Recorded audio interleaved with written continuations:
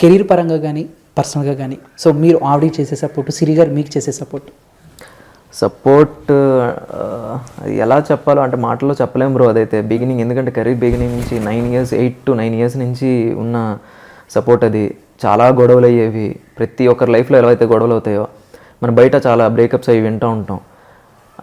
చాలామంది ఏంటంటే గొడవలు అయినప్పుడు ఎందుకు ఈ గొడవలన్నీ మనకి బయట మా ఇద్దరు సరదాగా బ్రేకప్ అనలేము కానీ 6 months మాట్లాడుకోవాలి మధ్యలో ఒకసారి, మధ్యలో 6 months మాట్లాడుకోవాలి, అది ఒక్కసారి. సో ఆ గొడవలు వచ్చినప్పుడు చాలా మంది ఏం చేస్తారంటే ఎందుకు ఇన్ని గొడవలు మనకు అవసరమా అని చెప్పేసి చాలా మంది బ్రేకప్ చెప్పేసుకొని ఇది చేసుకుని ఎవరి లైఫ్ వాళ్ళు చూసుకుంటుంటారు. కానీ నన్ను అడిగితే ఎన్ని గొడవలు అయితే బాండింగ్ అంత స్ట్రాంగ్ అవుద్దని చెప్తా.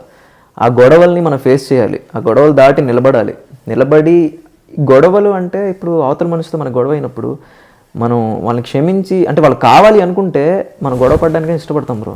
ఎందుకంటే గొడవ పడి అది క్లియర్ చేసేసుకోవాలి ఆ మనిషి కావాలి అంటే. వన్స్ ఆ మనిషి మనకు వద్దు అనుకున్నప్పుడు ఎందుకు ఈ బాధ అని చెప్పేసి వదిలేసుకుంటారు చాలామంది. సో మా ఇద్దరి విషయంలో అదే అండర్స్టాండింగ్. గొడవలైనా సరే లేదు, ఇంకా బాండింగ్ స్ట్రాంగ్ అవుతా వెళ్ళింది. నేను హైదరాబాద్ వచ్చిన కొత్తల్లో తను కొంచెం జాబ్ చేసేది, కొంచెం చూసుకునేది నాకు ఇక్కడ, అలా చేసేది. దాని తర్వాత తన సిచ్యువేషన్ బాగాలేనప్పుడు నేను చూసుకునేవాడిని. ఒకరికొకరు అలా ఎతికల్ సపోర్ట్ ఇచ్చుకుంటూ వెళ్ళాం. ఇప్పుడు మొన్న కూడా రీసెంట్గా కూడా బిగ్ బాస్లో తను వెళ్ళినప్పుడు నేను బయటంతా తిరిగి చాలా నా షూట్స్ అన్నీ చూసుకుంటూ చాలా కష్టపడ్డా.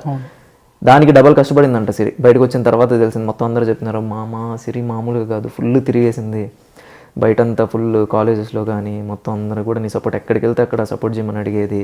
చాలా గట్టిగా తిరిగింది, కాస్ట్యూమ్స్ తన షూట్స్ చూసుకుంటూ. ఇక్కడ కూడా లేదు, 1.5 month చెన్నైలో షూట్లో ఉన్నింది, అక్కడి నుంచి కూడా ఇక్కడ ఫాలోఅప్ చేసుకుంటూ.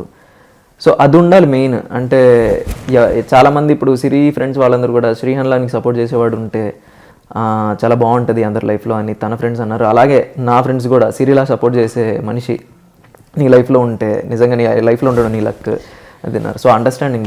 సో బేసిక్గా మనం ఎవరికైనా కనెక్ట్ అవ్వాలన్నా, యాజ్ లవ్ అయినా లేకపోతే ఫ్రెండ్షిప్ అయినా కనెక్ట్ అవ్వాలంటే సో వాళ్ళలో ఏదో ఉండాలి. సో అంటే గ్లామర్ ఇవన్నీ పక్కన పెట్టేస్తే ఏదో హార్ట్కి టచ్ అవ్వాలి. సో అలా సిరిగా మీ విషయంలో కానీ లేకపోతే మీకెందుకు టచ్ చేయరు సిరి గారు అసలు?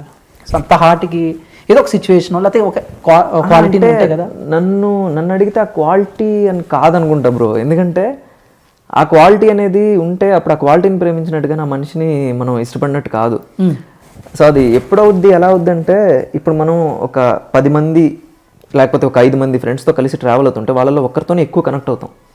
సో అది it's matter of travel time, ఆ జర్నీ. అంటే వాళ్ళతో రోజు మాట్లాడుతూ ఉంటే అప్పుడు అర్థమవుతారు మనుషులు. కొంతమందితో మాట్లాడుతుంటే వాళ్ళు అర్థమవుతారు ఎలాగా, అమ్మో వీడు మనకు సెట్ కాడు అని. కొంతమందితో మాట్లాడుతూ ఉంటే ఓకే మన మెంటాలిటీస్కి. సో మోస్ట్లీ ఒక్క విషయం కాదు కానీ టోటల్ మెంటాలిటీస్ మ్యాచ్ అవ్వాలి.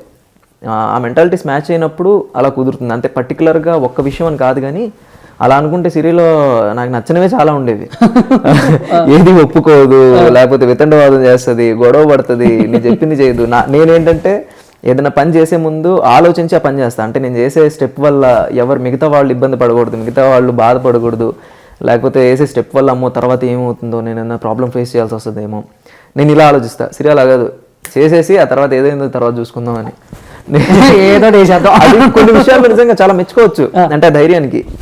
అంటే ఇప్పుడు ఏదన్నా ఎగ్జాంపుల్కి ఏదన్నా వెహికల్ తీసుకోవాలి లేకపోతే ఇల్లు తీసుకోవాలి, నేను దానికి భయపడతా.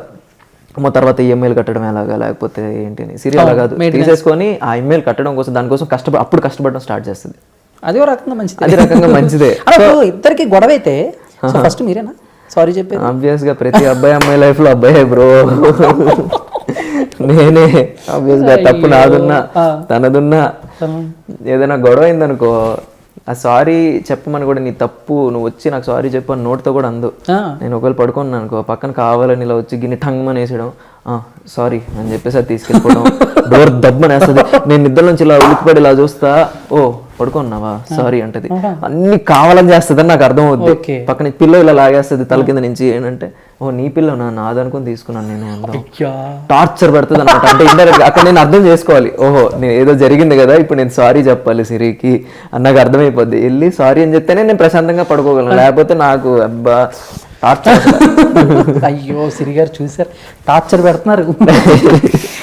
బాగుంటుంది ఆ టార్చర్, బాగుంటుంది, క్యూట్గా ఉంటుంది. ఉంటుంది. ఓకే, అంటే సో అంటే చాలాసార్లు మొన్న కూడా నాతోనే అన్నారు ఇప్పటివరకు నేను సిరి గారికి ఏమి ఇవ్వలేదు, ఒక మంచి గిఫ్ట్ ఇస్తానని. అండ్ సిరి అనగానే నాకు ఒక జోక్ గుర్తు వస్తుంది.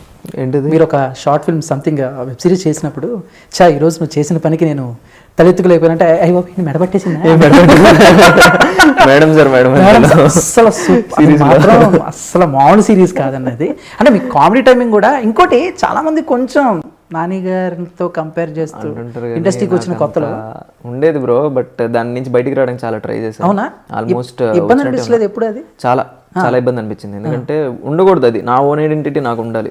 సో అది ఇన్బిల్ట్ నా బాడీ లాంగ్వేజ్ కానీ లేకపోతే ఫీచర్స్ కలుస్తున్నాయన్నా సరే చాలా మంది అది నమ్మరు. ఎందుకు కావాలని చేస్తున్నాడని నమ్ముతారు. వాళ్ళు తప్పు లేదు, ఎందుకంటే ఆల్రెడీ ఎస్టాబ్లిష్డ్ కాబట్టి నేను చేసినా లేదు కావాలని చేస్తున్నాడు అనుకుంటారు. బట్ దాని నుంచి బయటికి రావడానికి చాలా ట్రై చేశా.